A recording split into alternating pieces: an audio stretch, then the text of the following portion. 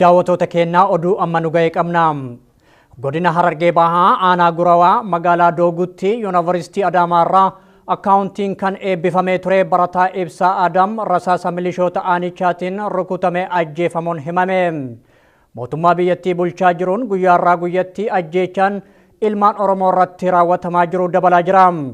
Erga mormiin guutummaa Oromiyaa keessatti jalqabee kaasee namoonni nagaa haala gaddisiisaa ta'een ajjeefamaa kan jiran yoo ta'u, keessumattuu barattootaa fi dargaggoota Oromoo irratti kan dalagamaa jiru adda ta'ee mul'ataa jira. Kanumaan wal qabatee magaalaa Dooguu keessatti wanti uumame haalaan kan nama gaddisiisudha. Yuunivarsiitii Adaamaarraa barumsa akkaawuntiingiin eebbifamee kan ture barataa Ibsaa Adam milishoota magaalattiin ajjeefamee akka jiru jiraattonni dubbatan.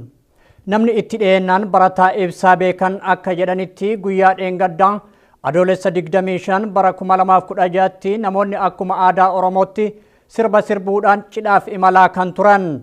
Haa ta'u malee milishoonni mootummaan bobbaafaman osoo hin guuttatin mormiidha jechuun namoota cidhaaf deeman irratti dhukaasuu eegalan. Milishoonni kun kallattiidhaan namoota marga jiidhaa harkatti qabatanii sirna gaa'elaaf deeman irratti dhukaasaniin kan barataa Ibsaa rasaasaan rukutame.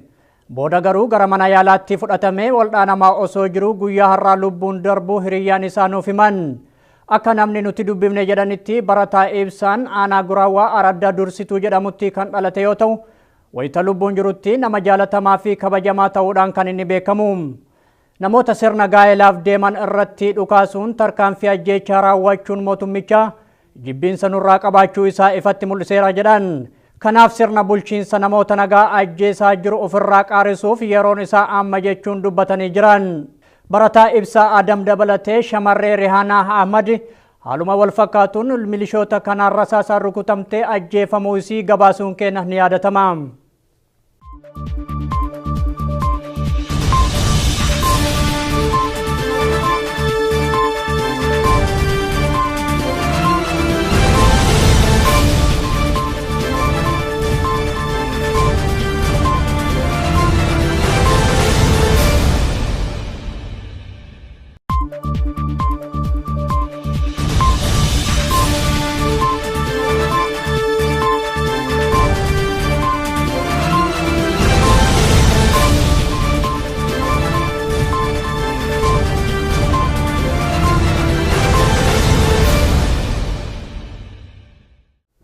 Daawwattoota keenyaa oduu amma nu ga'e qabna.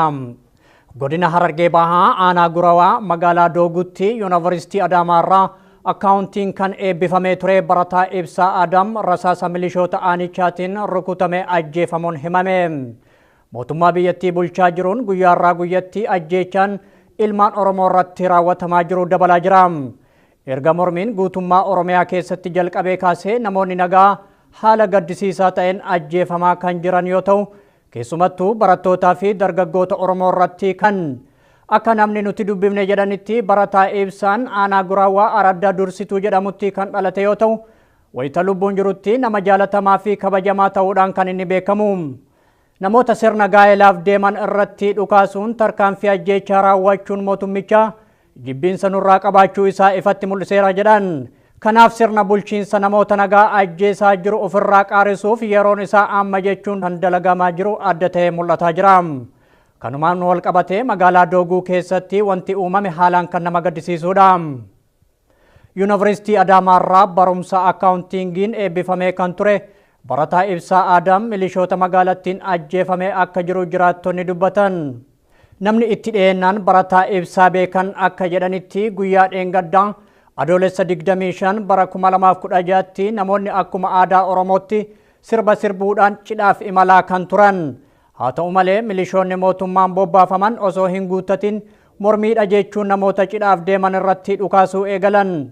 Milishoonni kun kallattiidhaan namoota marga jiidhaa harkatti qabatanii sirna gaa'elaaf deeman irratti dhukaasaniin kan barataa Ibsaa rasaasaan rukutame.